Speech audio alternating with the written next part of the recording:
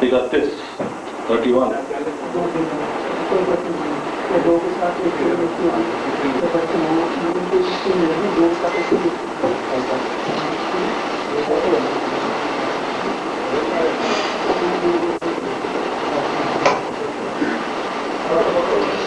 तेरे पीछे दोहराए न च श्रेय अनुपश्यामि हत्वा स्वजनम आवे कांक्षे विजयम कृष्ण न च राज्यम सुखानि च न च श्रेयो अनुपश्यामि हत्वा स्वजन्मावे न कांक्षे विजयं कृष्ण न च राज्यं सुखानि च न च श्रेयो न पश्यामि हत्वा स्वजन्मावे न कांक्षे विजयं कृष्ण न च राज्यं सुखानि च न च श्रेयो न पश्यामि हत्वा स्वजन्मावे न कांक्षे विजयं कृष्ण न च राज्यं सुखानि च। इसका अनुवाद पढ़ता हूँ श्री प्रभुपाद द्वारा, कृपया सब लोग ध्यानपूर्वक सुनिए। इस युद्ध में अपने ही स्वजनों का वध करने से न तो मुझे कोई अच्छाई दिखती है, न हे कृष्ण मैं उनसे किसी प्रकार की विजय राज्य या सुख की इच्छा रखता हूँ। इसके बाद मैं श्लोक संख्या 32, 33, 34 और 35 इसका अनुवाद पढ़ता हूँ, ध्यानपूर्वक सुनिए। हे गोविंद, हमें राज्य सुख तथा इस जीवन से क्या लाभ, क्योंकि जिन सारे लोगों के लिए हम उन्हें चाहते हैं वे इस युद्ध भूमि में खड़े हैं।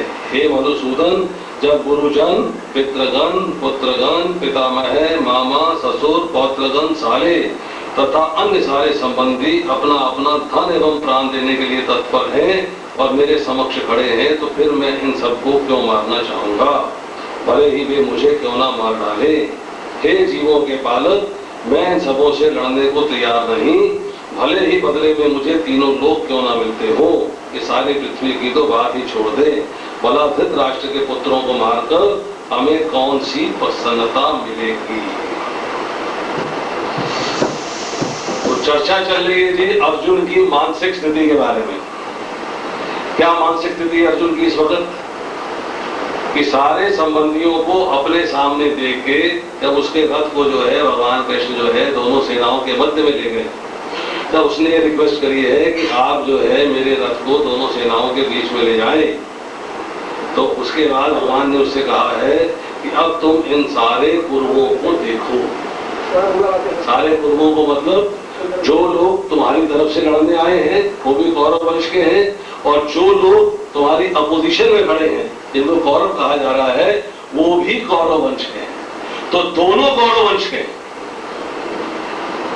इस ओर वाले जो पांडवों की तरफ हैं वो भी कौरव वंश के हैं, और उस ओर वाले जो कि धृतराष्ट्र के पुत्रों की तरफ से हैं वो भी कौरव वंश के हैं। तो दोनों कौरव वंश के। धृतराष्ट्र ने अलग अलग कर दिया था, मामका पांडवाश्चैव किम कुर्वत संजय, उसने कहा कि मेरे और पांडव के पुत्रों ने क्या किया, उसने निषेध किया है। परंतु भगवान ने जो है उसके अंदर कौटुंबिक मोह जागृत करने के लिए, क्योंकि भगवान ने उसको निमित्त बना के भगवत गीता का उपदेश देना, तो उस कौटुंबिक मोह को जागृत करके जो है भगवान उससे कह रहे हैं इन सारे पूर्वों को देखो।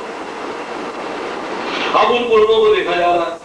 अब अर्जुन के मन में जो है देखने के बाद कि यहाँ पर जो है मेरे पिता के भाई खड़े हैं, मेरे पितामह खड़े हैं, आचार्य खड़े हैं, मामा खड़े हैं, भाई खड़े हैं, पुत्र खड़े हैं, भतीजे हैं, मित्र हैं, ससुर हैं, अर्थात सब प्रकार के नातेदार, सब प्रकार के रिश्तेदार वहां पर एकत्र हैं। अब उसके मन के अंदर जो है करुणा जागृत, जागृत होती है तो शोक के 8 लक्षण प्रकट होते हैं। पिछली बार हमने चर्चा करी थी समाप्ति से पहले कि शोक के जो है 8 लक्षण कौन कौन से पिछले श्लोकों में आया है। तो पहला लक्षण है अंगों का शिथिल हो जाना, ढीले पड़ना। सारे जो है जब टेंशन हो जाती है, एंजाइटी आ जाती है, चिंता आ जाती है। चिंता और चिता में क्या अंतर है? आज की भाषा में जब लें तो चिंता में और चिता में क्या अंतर है? चिंता और चिता में एक बिंदु बताया हुआ मैंने आपको पहले, याद होगा आपको।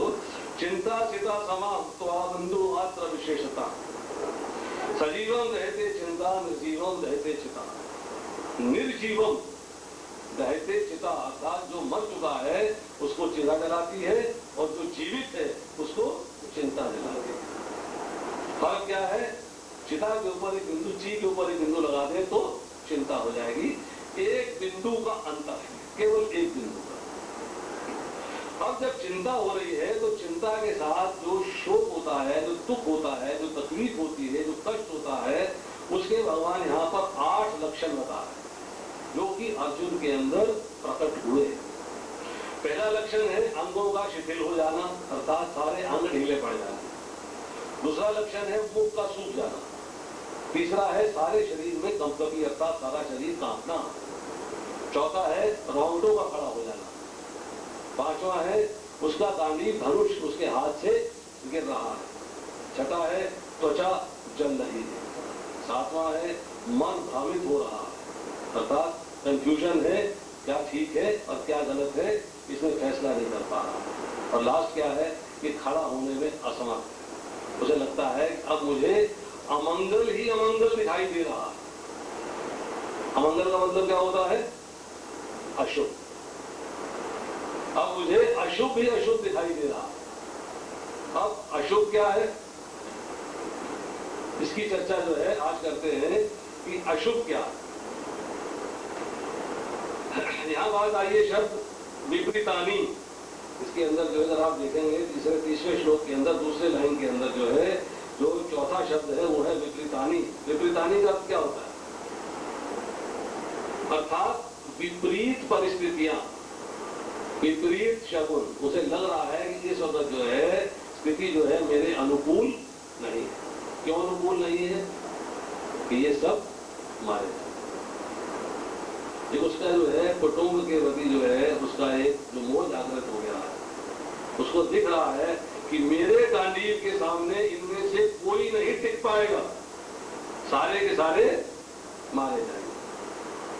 जब युद्ध करने आया है तो उत्साह था, तभी तो घर से चला, तभी तो उसने सेना इकट्ठी करी, तभी तो अपने गांडीव को उठाया कि yes now I will fight, अब मैं लड़ूंगा।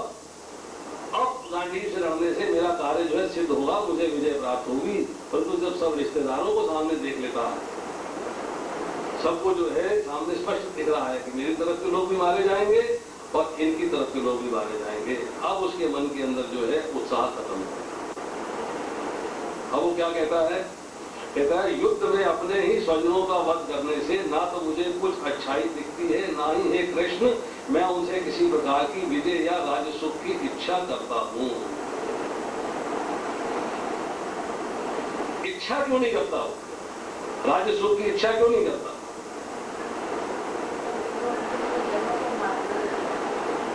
क्योंकि वे अपने स्वजनों को कैसा रखते?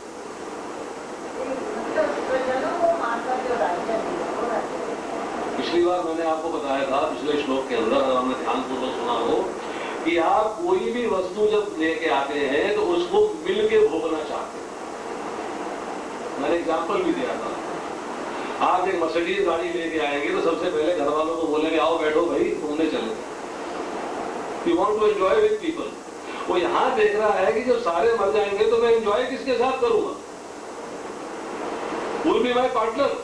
मेरे साथी संगी कौन है? सारे तो मर जाएंगे, तो कोई बचेगा नहीं इसमें से। दोनों तरफ की सेनाएं जो है इतनी भारी है, इतनी भारी भरकम सेनाएं हैं, इन दोनों में से कोई बचने वाला नहीं है। कोई भी एक भी व्यक्ति नहीं बचेगा। उसको दिख रहा है कि उसके गांधी के सामने कोई टिक नहीं सकता। अब वो कहता है कि जब सारे ही मर जाएंगे। और फिर दूसरी बात, जब सामने गुरुजन हो, सामने पितामह हो, वो पितामह भीष्म जिसकी गोदी में खेला, वो गुरुजन जिसने उसने शिक्षा प्राप्त करी है, द्रोणाचार्य खड़े हैं, कृपाचार्य खड़े हैं, दोनों खड़े हैं। अब ऐसे व्यक्तियों को मारने के बाद क्या मन में शांति रहेगी? और जब शांति नहीं होगी तो क्या आप भोग पाओगे? अगर जो है आप अशांत हैं और आपको जो है कुर्सी दे दी जाए प्राइम मिनिस्टर की, तो आप जस्टिस नहीं कर पाओगे, आनंद नहीं ले पाओगे। You have to have pure, full mental peace। रिश्तेदार आपके आसपास हैं, संबंधी आपके पास हैं, और सबसे बड़ी बात क्या है, अगले श्लोकों में आएगा कि उसकी मन के अंदर जो है बातें आ रही हैं कि अब ये पाप का कार्य होने वाला है। क्या होने वाला मुझसे? किसी को मारना कैसा कार्य है? पाप का कार्य। अर्जुन जो है धर्मशास्त्र का ज्ञाता है, और धर्मशास्त्र ये कहता है कि किसी की हत्या करना जो है वो पाप। ये चर्चा आगे है। तो उसकी मनस्थिति जो है पहले से बन रही है, वो समझ रहा है कि अगर मैंने ये कार्य किया तो मुझसे पाप का कार्य हो जाएगा। यहां वो कहता है इस युद्ध में अपने ही स्वजनों, स्वजन शब्द है यहां। धृतराष्ट्र का मामका पांडवाश्च, मेरे और पांडु के पुत्रों। अर्जुन क्या कह रहा है? स्वजन था सब। ये क्या चीज शो करता है? इस शब्द से जो है क्या अर्थ निकलता है? मिलकर रहना चाहता तो युद्ध में आता ही नहीं। समदर्शी है, ये भक्त की पहचान है। एक भक्त की पहचान है कि जिसने उसकी पत्नी को नग्न करने का प्रयास किया है, जिसने भीम को विष देने का प्रयास किया है, जिसने वारणावत के लाक्षागृह के अंदर सबको जलाने का प्रयास किया है, जिन लोगों ने छल से जुआ खेल के सारे राज्य को हर लिया है, जिन्होंने द्रौपदी को भी हर लिया, जो शस्त्र लेके इनको मारने के लिए तैयार खड़े, विराटनगर का युद्ध हुआ है, इनको मारने के लिए तैयार खड़े हैं, ये उनके साथ भी कह रहा है उनका वध करने में मुझे कोई अच्छाई नहीं। ये शो करता है। पहला अध्याय इस मामले में बड़ा इंपॉर्टेंट है। ये आपको बताता है कि पहले अध्याय के अंदर भक्त के गुण क्या होते हैं, क्योंकि भगवान का भक्त है इसलिए समान दृष्टि से देख रहा है। स्वजन वो ये कहता कि कौरव और मेरे, उन्होंने कहा था मामका पांडवाश्च, ये कहता मामका कौरवाश्च नहीं, क्या कह रहा है? स्वजन, अर्थात सब के सब जो है मेरे। ये एक अंतर दिखाता है एक अभक्त में और एक भक्त में, क्या डिफरेंस। फिर कहता है उनसे किसी प्रकार की विजय राज्य का सुख की इच्छा में नहीं रखता। कहते हैं कि जो लोग युद्ध में मारे जाते हैं उनकी गति क्या होती है? जो क्षत्रिय, आगे श्लोक में आएगा, जो क्षत्रिय युद्ध के अंदर मृत्यु प्राप्त करते हैं उनकी गति क्या होती है? वो कहां जाते हैं? वो जाते हैं स्वर्गलोक में। भगवान ने स्टेटमेंट दिया है कि युद्ध में मरने वाले स्वर्गलोक में जाते हैं, अर्थात हायर प्लैनेट्स में, जो मतलब पृथ्वी से हायर प्लैनेट है उसमें चले जाएंगे। परंतु अर्जुन कहता है कि मुझे क्या मिलेगा? मैं तो पाप कर रहा हूं, मेरा क्या होगा? क्या मुझे स्वर्ग मिलेगा?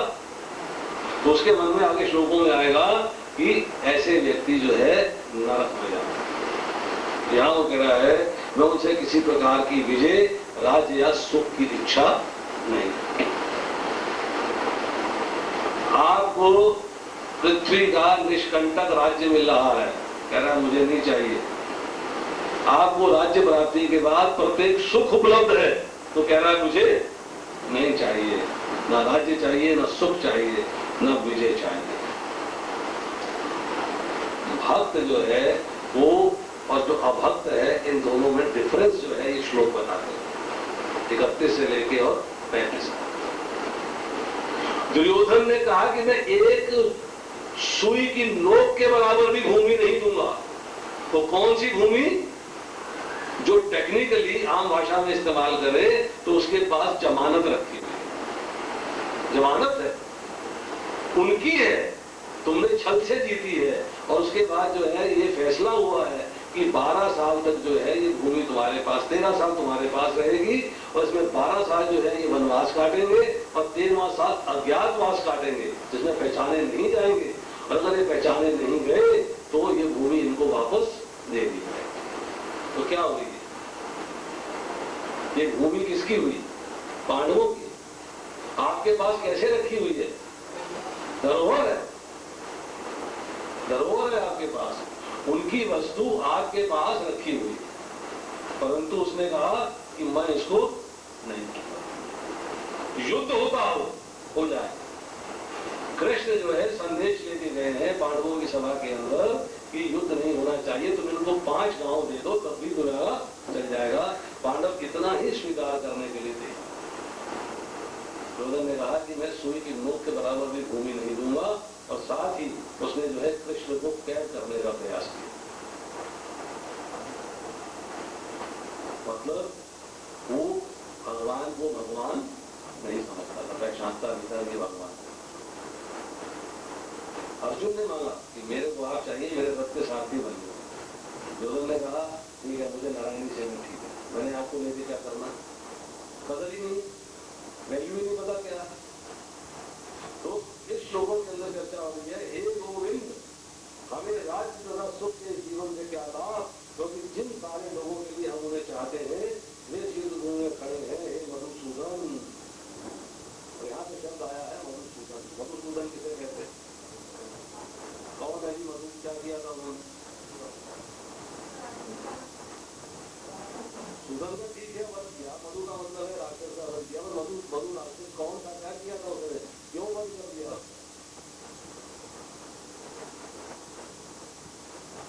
मधु राक्षस कौन है और उसका वध क्यों किया गया? बातचीत करिए कि मधु नामक राक्षस का वध किया।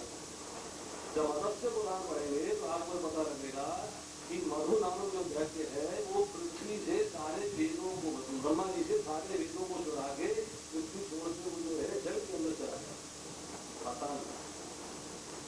तो भगवान ने जो है मत्स्य रूप धारण करके उसके सारे वेदों को वापस किया। तो मधु राक्षस का वध।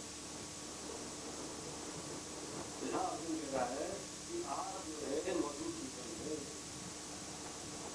आप तो मधु नामक राक्षस का वध करने वाले हो।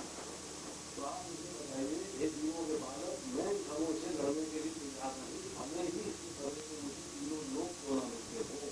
तो तीनों लोग कौन थे? 3 लोग त्रिलोकी कहते हैं। त्रिलोकी किसकी चर्चा होती है?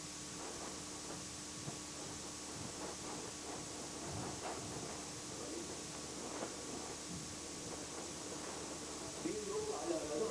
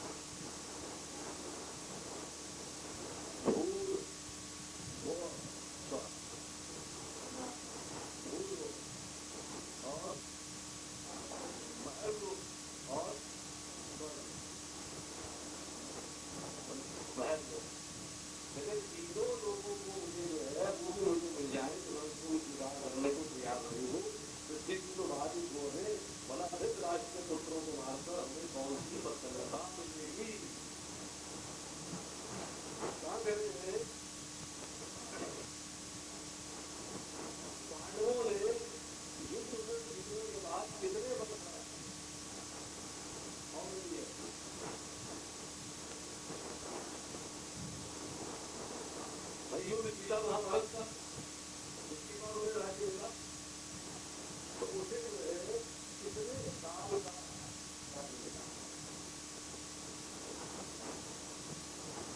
महाभारत बताता है कि अर्जुन ने बात किया कि जितने साल मैंने घूमना है वो तो बड़ा कम है। शास्त्र देता है, महाभारत देता है कि उसने जैसे राज्य को एंजॉय किया 37 ईयर।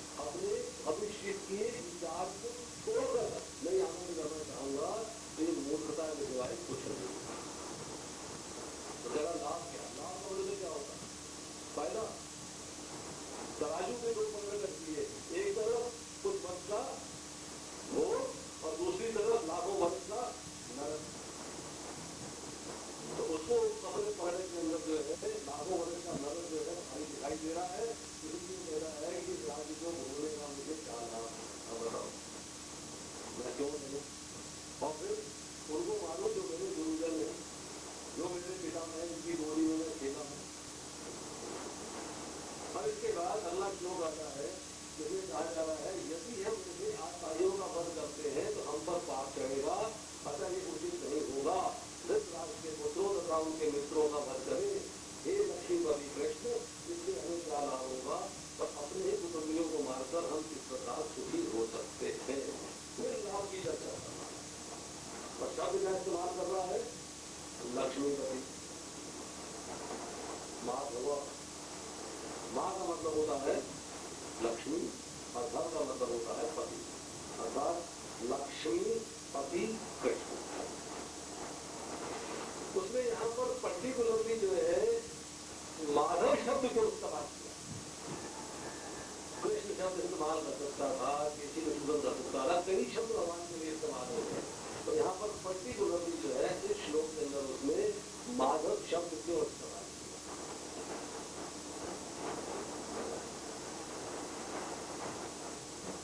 मैंने पिछली बार बताया था तो हर शब्द का अर्थ है, कोई शब्द ऐसा नहीं है भगवत गीता के अंदर जो भगवान ने इस्तेमाल किया हो और उसका जो है अर्थ न होता। मीनिंगफुल माधव लक्ष्मी के पति। लक्ष्मी किसको डिनोट करती है? भाग्य। जब भाग्य की बात होती है तो लक्ष्मी जी का नाम, अर्थात आप जो है आप भाग्य की जो लक्ष्मी, भाग्य जो है जो जो जो जो गॉडेस ऑफ फॉर्च्यून है, जो भाग्य की देवी है, उसके पति हो। और मेरे को आप अनफॉर्चुनेट कार्य में लगा रहे हो, भाग्यहीन कार्य में लगा रहे हो। कौन सा कार्य? जैसे नरक मिले। इसलिए जो है अर्जुन जो है भगवान को यहाँ पर जो बलदेव विद्याभूषण लिखते हैं तो यहाँ पर अर्जुन जो है भगवान को माधव शब्द से संबोधित कर रहा है कि आप तो भाग्य की लक्ष्मी जो है उसके पति हो और मेरे को अभाग्य भाग्यहीन कार्य में लगा है। तो ये मैं क्या करूं? मैं इल्यूजन में हूं, कंफ्यूजन में हूं, मेरे को समझ में नहीं आ रही। अब यहां पर बता रहे हैं 6 प्रकार के आतताई होते हैं। अपने कुटुंबियों को मारकर हम किस प्रकार सुखी हो सकते हैं, अतः ये उचित नहीं होगा हम धृतराष्ट्र के पुत्रों और उनके मित्रों का वध करें। यहां जब प्रभुपाद जी इसके परपट के अंदर बात करते हैं कि 6 प्रकार के आतताई होते हैं। मैंने अभी चर्चा करी पहले 6 प्रकार के कौन है? अग्निदो गार्देश्वर शस्त्रपाणी धनार्प क्षेत्रदारा भर्ता चहे षडेते हत्यादयाइन। 6 प्रकार के लोगों की चर्चा करी। नंबर 1 आग लगाने वाला। वारणावत के लाक्षागृह में आग लगाई पांडवों को और कुंती माता को मारने के। नंबर 2 विष देने वाला। भीम को विष दिया और नदी में फेंकवा दिया। नंबर 3 हाथ में शस्त्र लेके मारने के लिए जो तैयार हुआ। तो विराटनगर के युद्ध में और जब द्रौपदी को जो है स्वयंवर में हरा गया, जीता गया है, तब भी जो है जो ये कौरव है ये पांडवों के साथ शस्त्र लेके लड़ने को तैयार है। और धन का अपहरण करने वाला, जुआ खेला और छल से धन को अपहरित कर लिया। जमीन छीनने वाला, राज्य छीन लिया। एक सुई बराबर, एक सुई की नोक बराबर भी भूमि देने को तैयार है। और लास्ट है इसके अंदर स्त्री का हरण करने वाला, द्रौपदी को हरण। और अगर हम महाभारत पढ़ेंगे तब भी देखेंगे कि जयद्रथ ने भी द्रौपदी को किडनैप कर लिया था एक बार। तो ये जो 6 प्रकार के आतताई है, शास्त्र कहता है कि इनकी हत्या कर देनी चाहिए, इनको मारने में कोई पाप नहीं है। परंतु अर्जुन कह रहा है वो इस वक्त अर्थशास्त्र कहता है कि 6 प्रकार के आतताइयों का वध कर देना चाहिए और धर्मशास्त्र कहता है कि हत्या करनी पाप है। तो इस वक्त जो है अर्थशास्त्र के ऊपर धर्मशास्त्र हावी हो गया। क्योंकि अर्जुन विद्वान था, ज्ञानवान था, उसने कहा कि इनको क्षमा कर देना ठीक है, इनको मारना ठीक नहीं है, क्योंकि मन में ये बात समा रही है, इनसे जो पाप होगा उसे मुझे लाखों वर्ष के लिए नरक। अब इसके बाद जो है 37वां और 38वां श्लोक कहते हैं, हे जनार्दन, यद्यपि लोक से विभूत चित्त वाले ये लोग अपने परिवार को मारने तथा अपने मित्रों का द्रोह करने में कोई दोष नहीं देखते, किंतु हम लोग जो परिवार को अनिष्ट करने में अपराध देख सकते हैं, ऐसे पाप कर्मों में क्यों प्रवृत्त हो। कहता है कि दो तरह के लोग हैं, एक जिनकी बुद्धि कामनाओं के द्वारा भ्रष्ट हो चुकी, कामना होती है, पूरी होती है तो लोभ होता है, और कामना पूरी नहीं होती है तो क्रोध होता है। तो यहां कह रहे हैं लोभ से अभिभूत चित्त वाले, अर्थात जिसके मन के अंदर लोभ भर कर गया है, जिनके मन के अंदर लोभ हावी है, अर्थात जिनके मन के अंदर असीम आकांक्षाएं, असीम कामनाएं हैं, जो कामनाओं के जाल में उलझ के, कामनाओं के आकर्षण में फंस के यहाँ पर युद्ध करने के लिए आए हुए हैं। एक तो वो लोग हैं, और दूसरे जो है, जो इन कामनाओं का लोग समझते हैं कि हमारे लिए हानिकारक है, और युद्ध में जो रिजल्ट आएगा वो नरक देने वाला है। तो कहता है दो वैरायटी के लोग, जहां उनको क्लासिफाई किया जा रहा है कि हे जनार्दन, जनार्दन का अर्थ क्या होता है, जनार्दन किसे कहते हैं? पहले भी शब्द आया, जनार्दन का अर्थ क्या होता है?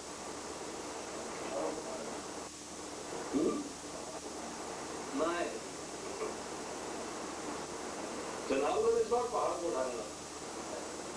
जनार्दन, जनार्दन मीन्स जन, जन मीन्स पर्सन, व्यक्ति, लोग। जन का मतलब होता है लोग, और अर्दन, अर्दन के दो मीनिंग आते हैं। अर्दन का एक मीनिंग होता है मेंटेन करने वाला। आप सारे लोगों को मेंटेन करते हो, उनके सुख दुख क्या है सब आपकी नॉलेज में है, किसको क्या देना है, क्या नहीं देना है, किसको क्या प्राप्ति करानी है, क्या प्राप्ति नहीं करानी है, हर चीज आपकी नॉलेज में है, आपकी पावर में है, आपकी शक्ति में है। आप सबकी देखरेख करने वाले। एक शब्द जो है इसका मतलब ये है, और दूसरा होता है अर्दन का मतलब किलर। किलर का मतलब है मारने वाला। बलदेव विद्याभूषण लिखते हैं कि अर्जुन जो है उनको जनार्दन के नाम से जो है संबोधित करता है। क्या है? कह रहे अगर ये सब मरने के योग्य हैं तो कार्य मुझसे क्यों करा रहे हो, आप क्यों नहीं कर देते? आपने जिन राक्षसों का वध किया, मारे पूतना से लेके कहां तक राक्षस मारे, बकासुर मारा, गणासुर मारा, बकासुर मारा, किसको मारा, तो मुझसे क्यों कर रहा है? जब पर्टिकुलरली स्पेसिफाई कर रहा है, आप सबकी रक्षा करने वाले हो, हमारी रक्षा करो, मारो, आप मुझसे क्यों मरवा रहे? तो यहाँ पर जो है वो जनार्दन शब्द से उसको संबोधित कर रहा है, इसलिए कि जनार्दन के दोनों मीनिंग है। रक्षा करने के लिए दुष्टों का विनाश करना पड़ेगा, तो साधुओं की रक्षा करनी है। यदा यदा ही धर्म से ग्लानिर्भवति भारत अभ्युत्थानं धर्म से तदात्मनं सृजाम्यहं परित्राणाय साधूनां विनाशाय दुष्कृतां धर्म संस्थापनार्थाय सम्भवामि युगे युगे। विनाशाय दुष्कृतां, दुष्टों का विनाश करना वो भी आपका कार्य है। भक्तों को परित्राण देना, भक्तों की रक्षा करनी, वो भी आपका कार्य है। तो दोनों कार्य उदाहरण आप जनार्दन कहलाते हो। तो आप इन दुष्टों को, इन राक्षसों को आप ही क्यों नहीं मार देते? मेरे लिए क्यों छोड़ रहे हो? यू डू दिस जॉब, आप करिए इस काम को। तो यहाँ पर जो है पर्टिकुलरली वो जनार्दन शब्द से जो है संबोधित करता है। और फिर कहता है कि जो लोग कामनाओं के वश में हैं उनके लिए किसी को मारना, किसी से धोखा लेना आम बात है। उनको उसमें कुछ बुराई नहीं दिखाई देती, क्योंकि वो कामनाओं के जाल में उलझे हुए। अगर आपको जो है 1 करोड़ रुपए हासिल करना है और आप स्थिति हासिल करने की नहीं है, आप कुछ ऐसा कार्य कर सकते हैं कि बेईमानी करके दूसरे को कुछ डिस्टर्ब करके आप 1 करोड़ रुपए हासिल कर लो। क्यों? आकांक्षाएं आपके मन के अंदर घर कर गई हुई। पर अगर जो व्यक्ति समझता है कि मुझे गलत कार्य को नहीं करना है, मुझे गलत रास्ते नहीं चलना है, वो कहेगा 1 करोड़ वाला काम छोड़ दो, मुझे नहीं करना। मैं किसी को धोखा क्यों दूं, मैं किसी को कष्ट क्यों दूं? तो दो वैरायटी के लोग, यहाँ जो है दोनों वैरायटी के लोगों की चर्चा हो रही है। कहते हैं लोभ से विभूत वाले परिवार को मारने, मित्रों से द्रोह करने में कोई दोष नहीं देखते। और ठीक है जी, everything is okay, everything is fair in love and war, no problem, carry on, करो बस करो। यही हम देख रहे हैं आज की डेट में। एक व्यक्ति जो है अपने जीजा को मरवा देता है, जीजा साले को मरवा देता है, फिर पिता पुत्री को मरवा देता है, पुत्री माता को मरवा देती है। मतलब you do not know what is happening in society. क्यों? कामनाएं, डिजायर्स, इच्छाएं। और दूसरे क्यों है? कहते हैं हम लोग कौन? जो भक्त है, जो डिवोटीज है। हम लोग जो परिवार को विनिष्ट करने में अपराध देख सकते हैं, ऐसे पाप कर्मों में प्रवृत्त क्यों? हम ऐसा पाप का कार्य क्यों करें? वो पाप का कार्य नहीं करना चाहता, उसे ये युद्ध जो है पाप का कार्य दिखाई देता। अब 39 श्लोक में कहते हैं कुल का नाश होने पर सनातन कुल परंपरा नष्ट हो जाती और इस तरह शेष कुल भी अधर्म में प्रवृत्त हो जाता। कुल क्षय प्रणश्यन्ति कुल धर्मा सनातना। यहां चर्चा हो रही है कि कुल का नाश। कुल धर्म क्या है? कुल का धर्म क्या है? कुल के धर्म क्या होते हैं? आप एक पर्टिकुलर कुल में हो, उसके धर्म क्या है? शास्त्र जो है उन धर्मों के बारे में क्या कहता है? कैसे किस प्रकार के धर्म है? हिंदू है, मुस्लिम है, सिख है, ईसाई है। आप एक पर्टिकुलर कुल में हो तो उसके अंदर कौन सी ऐसे धर्म है जो यहां चर्चा हो रही है कि जिन धर्मों का विनाश हो जाएगा, जो परंपरा नष्ट हो जाएगी, और परंपरा नष्ट होने में शेष कुल भी जो है अधर्म में चला जाएगा। कुल धर्म पहला अध्याय तो कर चुके हो आप लोग, पहला अध्याय कर चुके। बचपन से लेके और बुढ़ापे तक जो संस्कार होते हैं वो कुल के धर्म कहलाते हैं। जैसे कि बच्चा होता है तो आप उसका जो है नामकरण संस्कार करते हो, थोड़ा बड़ा होता है तो जनेऊ डालते हो, उपनयन संस्कार करते हो, जाति संस्कार करते हो, और बड़ा होता है तो विवाह संस्कार करते हो, और जब मृत्यु को प्राप्त होता है तो मृत्यु के समय के संस्कार किए जाते हैं, और फिर मृत्यु होने के बाद मृत्यु के बाद के संस्कार किए जाते हैं। तो ये जो है हर कुल के अंदर डिफरेंट है, एक जैसे नहीं है। ब्राह्मणों के लिए अलग है, क्षत्रियों के लिए अलग है, वैश्यों के लिए अलग है, और शूद्रों के लिए अलग है। फिर उसके बाद लोकल वेरिएशन है, उत्तर से लेकर दक्षिण तक डिफरेंट वेरिएशन। हमारे यहाँ पर वेरिएशन कुछ डिफरेंट टाइप की, कुछ और तरह के संस्कार होते हैं।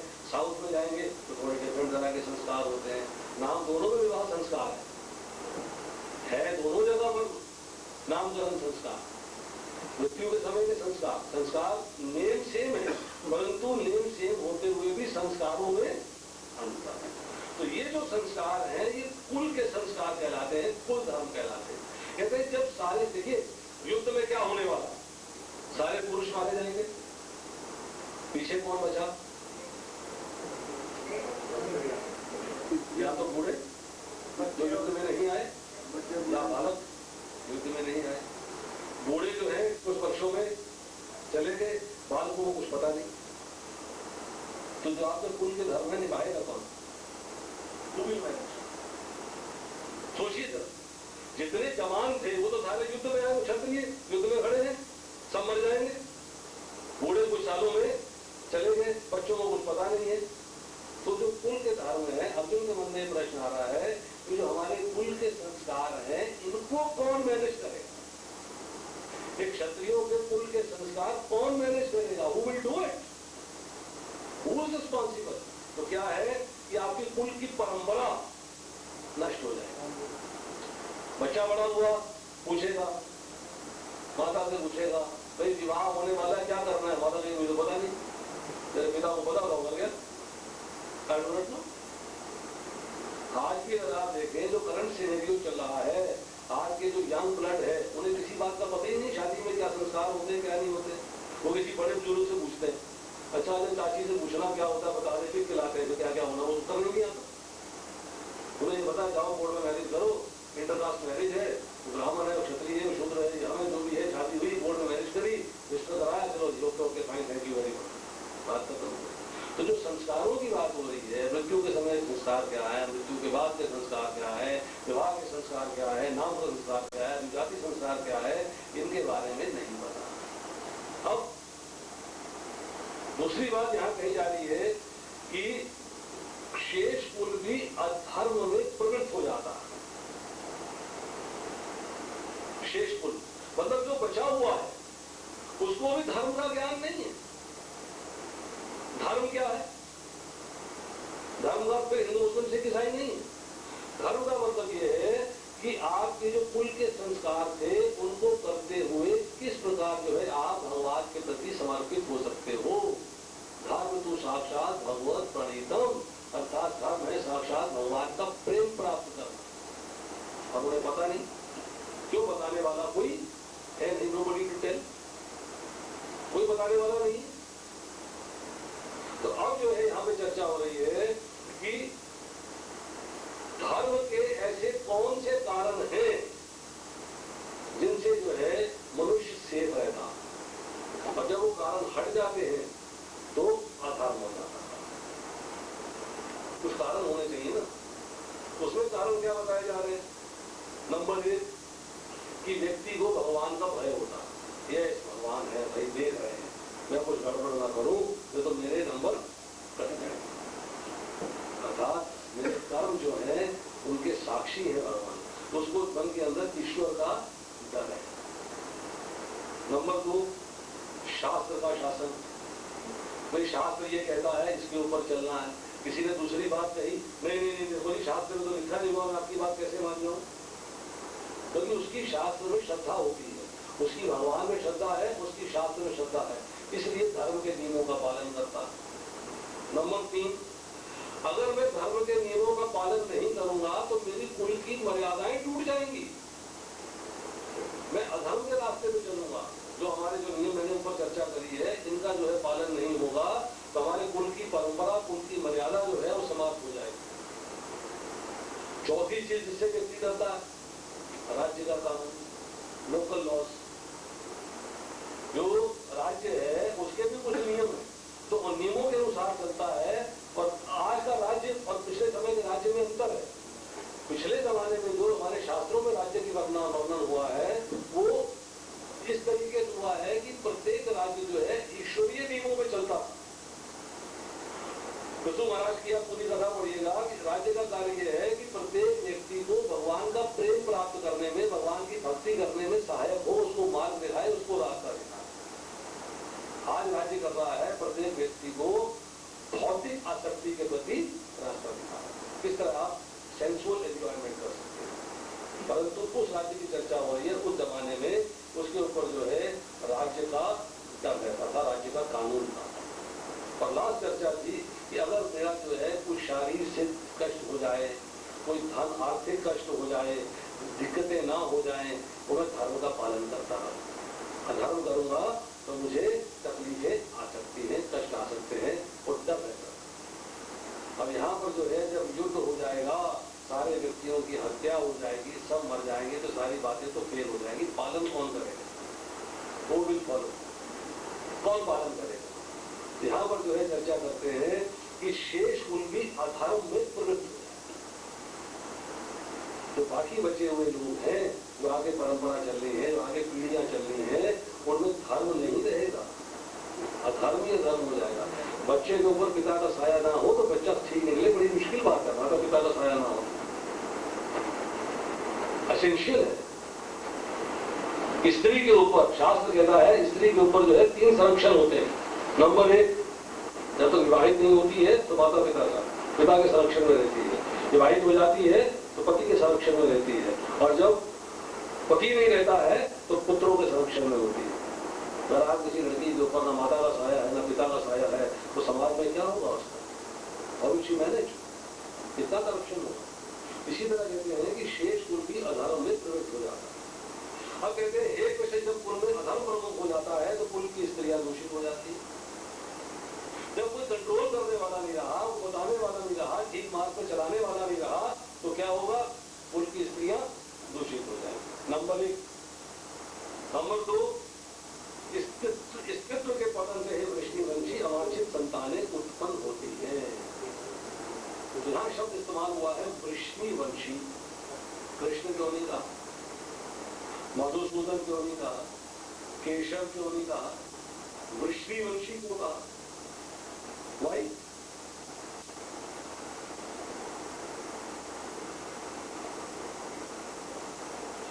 इस श्लोक के अंदर जो है, पीछे जो श्लोक हुए हैं उनमें शब्द इस्तेमाल हुआ है कि भगवान जो है अर्जुन के लिए पार्थ शब्द इस्तेमाल करते हैं। पार्थ शब्द क्यों इस्तेमाल करते हैं? वाई? Why particularly Parth? उससे क्या होगा? कुंती तो था, उसका भी था, उसके पीछे मीनिंग क्या है? वाई? नहीं, कुंती पुत्र कहने का या पार्थ कहने का मीनिंग क्यों पर्टिकुलरली कहा जा रहा है? अर्जुन के तो अर्जुन भी नाम है, अर्जुन से पुकार सकते थे, भारत से पुकारा गया है। पर्टिकुलरली प्रथा, जैसे ही जो है उसको पार्थ शब्द आया है प्रथा से, जैसे ही प्रथा पुकारते हैं तो उसके पीछे अर्जुन को दो बातें याद करा रहे हैं। नंबर एक कि प्रथा शूरसेन की बहन थी, अर्थात मेरी बुआ, तो मेरी बुआ के पुत्र याद करा दिया। नंबर दो, वो धर्मात्मा है, वो हर समय भगवान के ध्यान में रहती है। भागवतम पढ़ेंगे तो कुंती महारानी क्या कहती हैं? हे कृष्ण, मैं चाहती हूं कि विपदाएं बार बार आए। क्यों? जब विपदाएं आती हैं तो आप स्मरण आते हैं, जब विपदाएं आती हैं तो आप आते हैं। वो विपदाओं को आमंत्रित करती है। कह रहे हैं कि धर्म के मार्ग पर आरूढ़ है, कितने कष्ट आए उसके जीवन में, फिर भी उसने धर्म का मार्ग नहीं छोड़ा, तो उसके पुत्र रिमाइंडर दे रहे हैं उसको। और यहां पे अर्जुन रिमाइंडर दे रहा है वृष्णिवंशी। क्या कह रहा है कि आप मेरे से कह रहे हैं युद्ध करें, आज कौरव वंश समाप्त हो जाएगा, आप वृष्णिवंश के हो, ऐसी नौबत आप पे आए तो, आपका वंश समाप्त हो जाए तो, अधर्म का कार्य मुझसे करवा रहे हो ना, मैं यहां युद्ध में खड़ा हूं अधर्म के लिए। तो यहां पर जो है वल्लभ विद्याभूषण लिखते हैं, he would feel if the Vrishni dynasty were on the verge of destruction, कि वृष्णि वंश जो है अगर वो समाप्ति के कगार पे खड़ा हो तो आपका रिएक्शन क्या होगा? मेरा रिएक्शन तो है शोक के चिन्ह प्रकट हो रहे हैं, मेरा रिएक्शन है मुझे घबराहट हो रही है, मेरा रिएक्शन है कि गांधी मेरे हाथ से सरक रहा, परंतु आपका ये बात समझने वाली है कि कुछ ऐसी बातें हैं जो भगवत गीता के पहले श्लोक से समझ में आती है। एक ऐसा बेस बनाया गया है भगवत गीता को समझाने के लिए। भक्त के गुण बताए गए कि भक्त की क्या क्वालिटीज होनी चाहिए। अब यहां जो है भक्त कह रहा है कि मैं अधर्म के मार्ग पर नहीं चलना चाहिए। अब आती इसके बाद श्लोक संख्या 41। अवांछित संतानों की वृद्धि से निश्चय ही परिवार के लिए तथा पारिवारिक परंपरा को विनष्ट करने वालों के लिए नारकीय जीवन उत्पन्न होता है। ऐसे पतित कुलों के पुरखे पितृलोक गिर जाते हैं, क्योंकि उन्हें जल तथा पिंड दान देने की प्रक्रियाएं समाप्त हो जाती हैं। एक बात समझिएगा, कितनी अक्षौहिणी सेना के अंदर जब सारे पुरुष समाप्त हो जाएंगे तो पुरुष समाज के समाप्त नहीं हो रहे, किसके समाप्त हो रहे? क्षत्रिय वंश के। ब्राह्मण समाप्त नहीं हो रहे, वैश्य समाप्त नहीं हो रहे, युद्ध में नहीं खड़े, शूद्र समाप्त नहीं हो रहे, युद्ध में नहीं खड़े। युद्ध में कौन खड़ा? क्षत्रिय। और जब जो है बाकी सारे जो है वर्णों के लोग अवेलेबल हैं, तो क्षत्रिय स्त्रियां जिनके पति नहीं रहेंगे क्या करेंगी? दूसरों से संबंध बनाएंगे। तो संतान कैसी होगी? वर्ण संकर। संकर का मतलब होता है मिश्रित। तो संतान होगी वर्ण संकर। अब वर्ण संकर संतान जो है उसकी क्वालिटी क्या है, मतलब उसके अवगुण क्या है? जिसको ना अपने वर्ण का पता ना दूसरे के वर्ण का पता। ब्राह्मण की शादी क्षत्रिय से हो गई है, ना तो ब्राह्मणों के नियमों का पालन हो रहा है ना क्षत्रिय के नियमों का पालन हो रहा है। संतान जो है दोनों में से किसी भी नियम का पालन करना नहीं जानते। तो यहाँ जो है पर्टिकुलरली 47वें श्लोक में चर्चा हो रही है कि अवांछित संतानों की वृद्धि से जब वर्ण संकर संतान होंगी तो अवांछित होगी, it's not required in society. Society में ऐसी संतान नहीं चाहिए, परंतु यहाँ जो है अर्जुन कह रहा है निश्चय ही परिवार के लिए तथा पारिवारिक परंपरा को विनष्ट करने वालों के लिए नारकीय जीवन मिलता है, मतलब उनको नरक मिलता है। और साथ ही क्या कहता है, ऐसे पतित कुलों के पुरखे गिर जाते हैं क्योंकि उन्हें जल तथा पिंड दान देने की क्रियाएं समाप्त हो जाती है। पितृहिंसा लुप्त पिंडोदक क्रिया, तो यहाँ जो चर्चा हो रही है पिंड क्रिया क्या होती है और उदक क्रिया क्या होती है, इन दो क्रियाओं की चर्चा हो रही है। दोनों क्या है, पिंड क्रिया क्या है और उदक क्रिया क्या है। तो कह रहे श्राद्ध के अंदर जब हम पिंड दान देते हैं, ब्राह्मणों को भोजन कराते हैं, तो उसको पिंड क्रिया कहते हैं। और जब जल से तर्पण करते हैं, उदक, उदक जल को बोलते हैं, तो जब जो है पितरों के लिए जल का तर्पण किया जाता है उसे उदक क्रिया कहते हैं। अब जो वर्ण संकर है, जो अधर्म से उत्पन्न है, उनके अंदर इतना आदर देने का भाव नहीं है, इतनी बुद्धि नहीं है कि बात समझ पाए कि मुझे पिंड दान देना, इसलिए पितरों का पतन हो जाता है। तो यहाँ जो है अर्जुन अभी इसी प्लेटफॉर्म पे सोच रहा है, शारीरिक प्लेटफॉर्म पे सोच रहा है।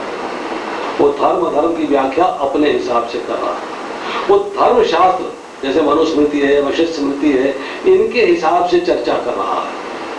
परंतु जो भगवान की वाणी, जिसमें भगवान ने स्पेसिफाई किया है, जैसे कि वेदों का उपासना कांड, उपनिषद, इनके अंदर जो चर्चाएं हुई हैं अभी वो क्लैरिफाई नहीं हुई हैं, वो अगले श्लोकों में जाके होंगे। यहाँ पर जो है उसके अंदर आ रहा है कि जब वर्ण संकर की उत्पत्ति होगी तो कुल धर्म का नाश हो जाएगा, पाप में वृद्धि हो जाएगी और कुल की स्त्रियां जो है वो व्याभिचार में लग जाएंगी, अर्थात दूसरे पुरुषों से संबंध बनाएंगी और संतान पैदा करेंगी।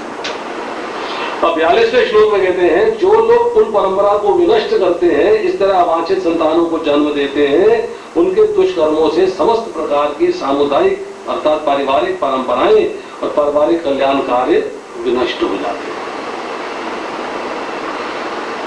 जाति धर्म क्या होता है, इसमें शब्द इस्तेमाल हुआ है, उद्यासंते जाति धर्म कुल धर्माश शाश्वत। जाति धर्म क्या है?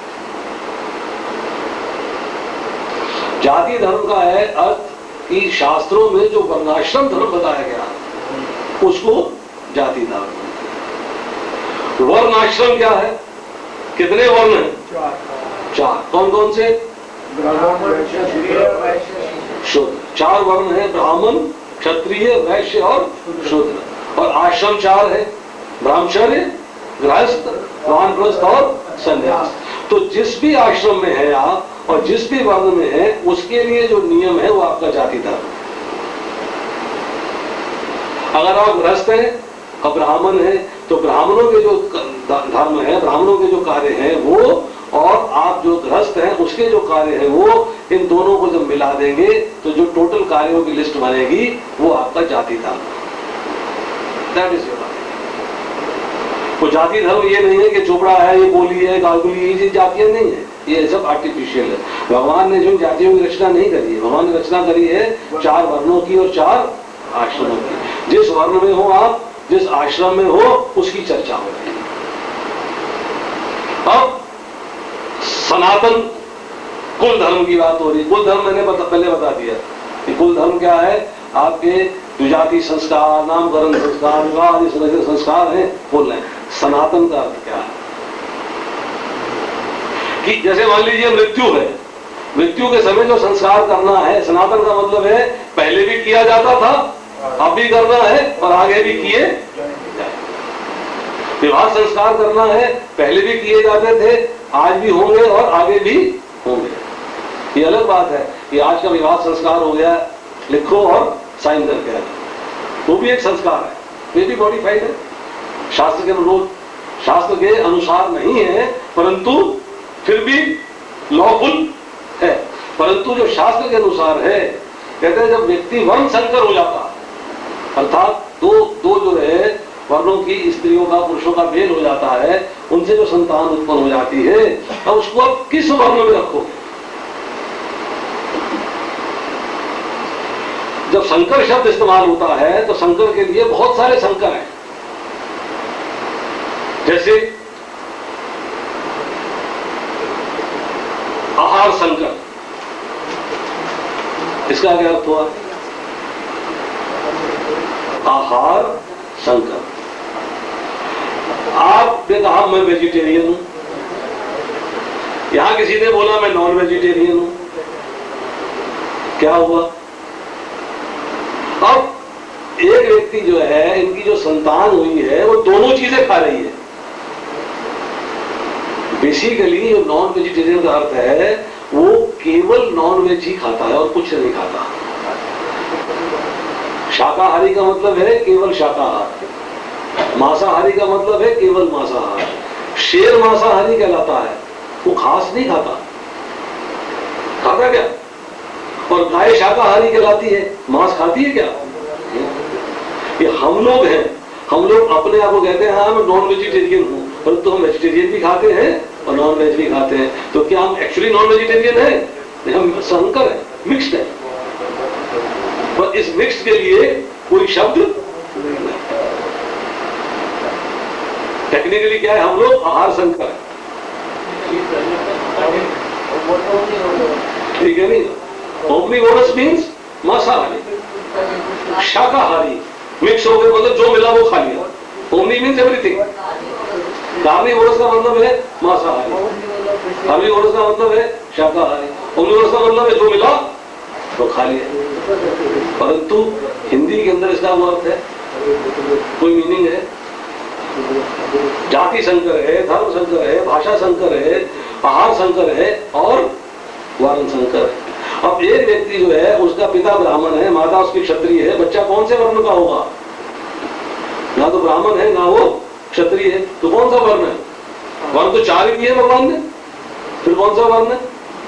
इसलिए कहते हैं कि जो वर्ण संकर है उसको ज्ञान नहीं होता कि मेरे को कौन से रूल्स फॉलो करने हैं, इधर के करने हैं या उधर के करने हैं। तो अर्जुन के मन के अंदर यही बातें समा रही हैं।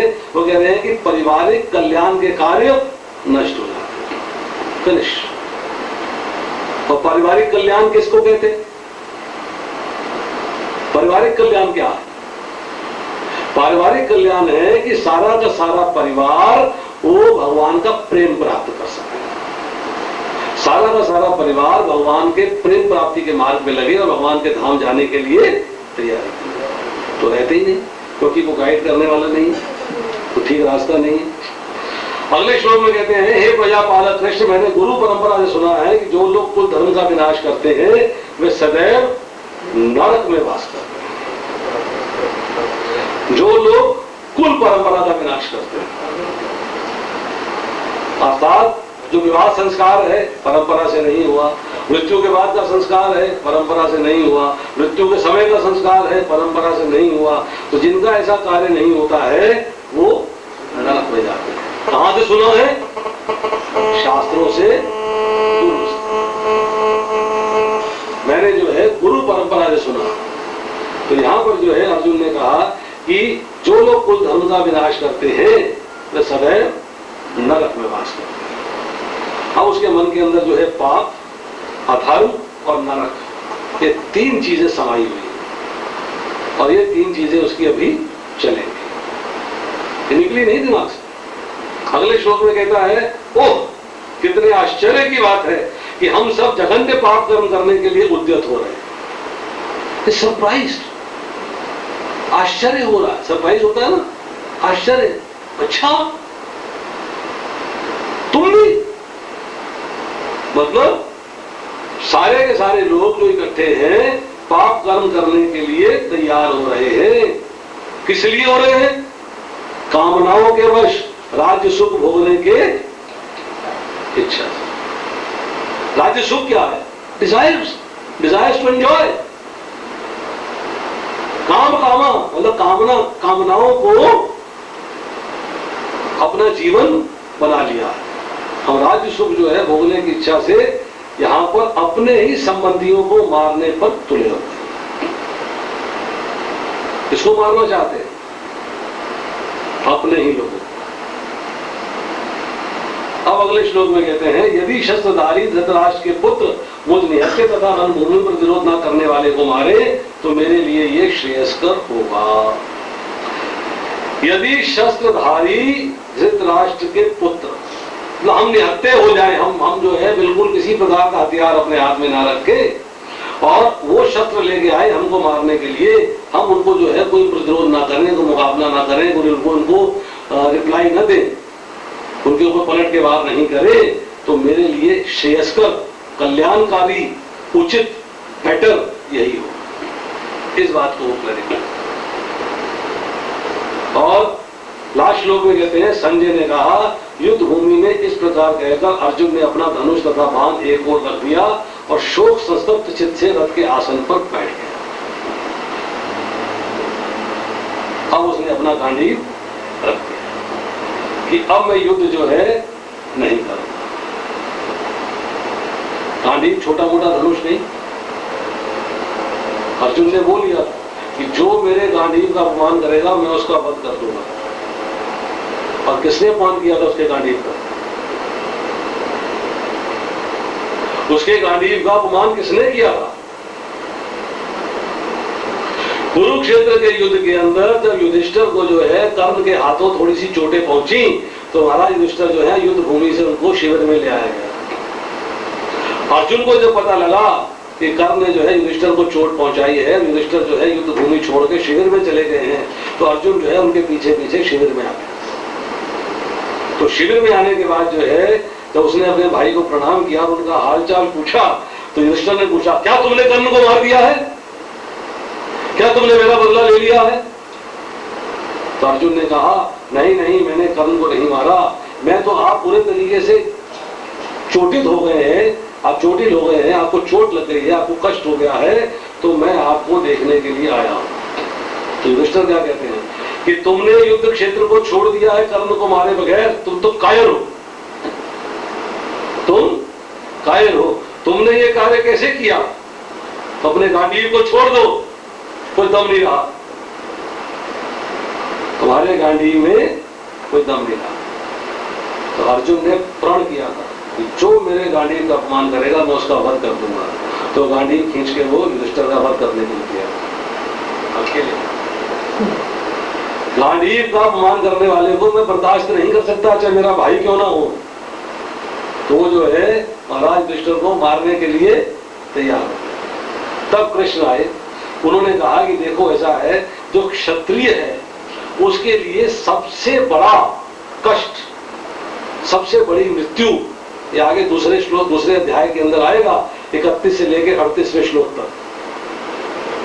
ये क्षत्रिय के लिए सबसे बड़ी मृत्यु, सबसे बड़ा कारण होता अपमान। तुम युधिष्ठिर का अपमान कर दो तो उसके मृत्यु के तुल्य होगा, उसको मृत्यु के बराबर माना जाए। तो उसके बाद जो है फिर अर्जुन ने जो है अपने गांडीव को एक तरफ रख के और फिर जो है युधिष्ठिर महाराज का अपमान किया। अर्जुन ने कहा कि आप कहते हो मैं कायर हूं, मैं कर्ण को मारे बगैर जो युद्ध क्षेत्र से आ गया, परंतु आप अपने आप को देखो, आपके सामने आपकी पत्नी द्रौपदी का वस्त्र हरण होता रहा और आप देखते रहे। आपने हमको आदेश नहीं दिया, हमको आदेश दिया होता तो मैं अकेला सारी कौरव सभा के अंदर से द्रौपदी को बचा के ले आता। सबसे बड़े कायर तो आप, क्योंकि आप हमारे बड़े भाई थे, आपके आदेश के बगैर मैं वहां युद्ध नहीं कर सकता। तो अर्जुन ने जो है युधिष्ठिर का अपमान किया। तो भगवान कृष्ण ने जो है उस वक्त राजनीति से बात को रख लिया, तो किसी तरीके से यहाँ पे ये ना हो ये गांधी से युधिष्ठिर का ही वध कर दे। तो ये चर्चाएं जो है आदि तो यहाँ पर कह रहे हैं कि युद्ध भूमि में इस प्रकार अर्जुन ने अपना धनुष तथा बाण एक ओर रख दिया। अब अध्याय संख्या 2 आरंभ होगा अगली बार।